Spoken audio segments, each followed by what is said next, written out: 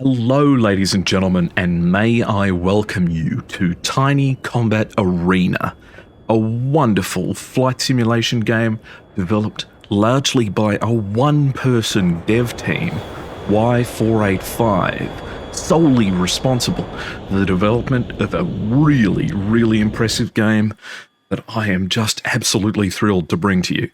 It's published by Microprose, and they have given me a key to give it a try before it comes out on the 22nd. It's reminiscent of older flight simulation games, like the ones that originally got me into flight simulation, like Warbirds back in 1995, and other games just like it, with its low fidelity art style and accessible control scheme.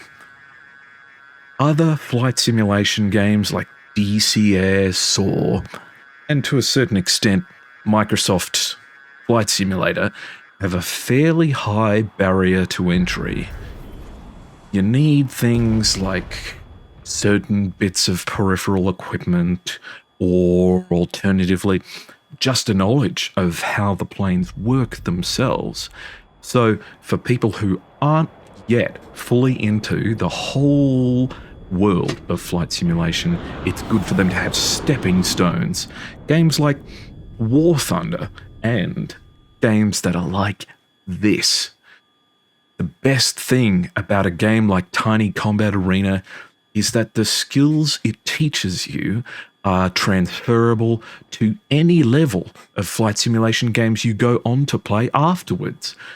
Everything that you're learning here, even things like the HUD symbology and the terminology, are transferable.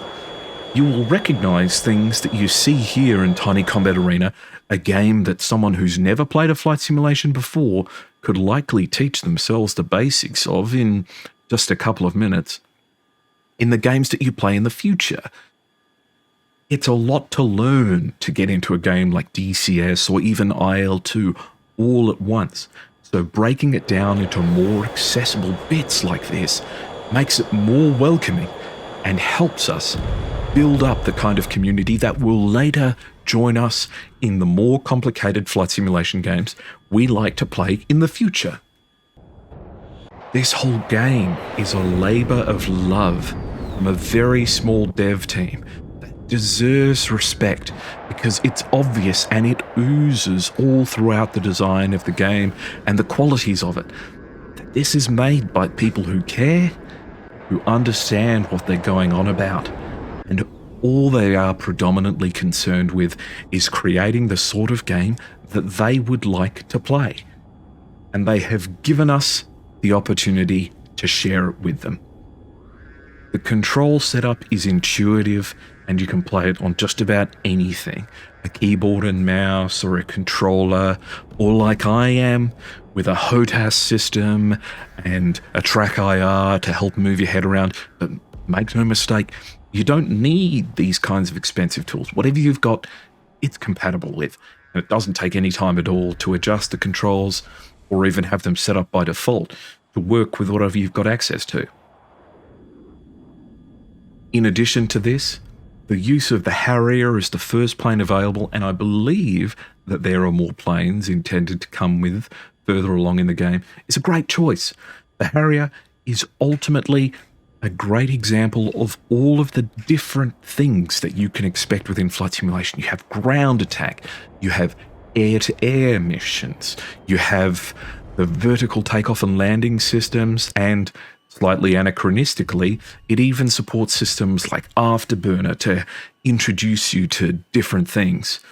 Looking like for example, on the HUD, you can see things like your thrust-to-weight ratio. Now, for someone who's new to the genre, they might not necessarily know what this is from the get-go, but just by playing the game, you will eventually learn what this all represents.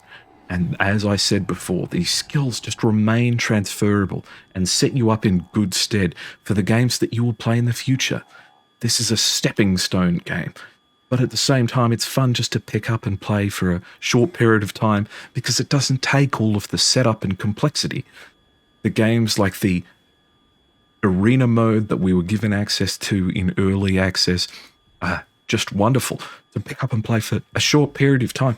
It's the only flight simulator that when I'm going to work, I can wake up in the morning and actually play it for a little bit before heading to work. Everything else just takes too long and requires too much time to plan out and set up and get going and get to where you go, all that sort of thing. It's nice to have a game where you can just pick it up and get right into it and then just fly and shoot and use your weapons and anything you want just like that. The devs are extremely open at the fact that this is an early access game, and right in the main menu, they tell you that there's a Trello board that you can access that show what they still want to work on, what they want to fix, and the bugs that they're currently keeping track of and all that sort of thing. They readily acknowledge that this game's not perfectly polished, and there's still things that need to be done.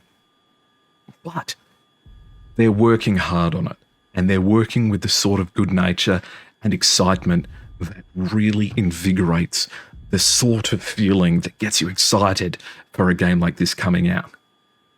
For a lot of people, the appeal of flying fighter jet is in the ability to dump ordnance or shoot down planes, and creating an environment where that sort of thing is accessible to people and is understandable and doesn't require an enormous amount of learning and trudging through tutorials to do the sort of cool stuff that we all ultimately want to do at the end of the day.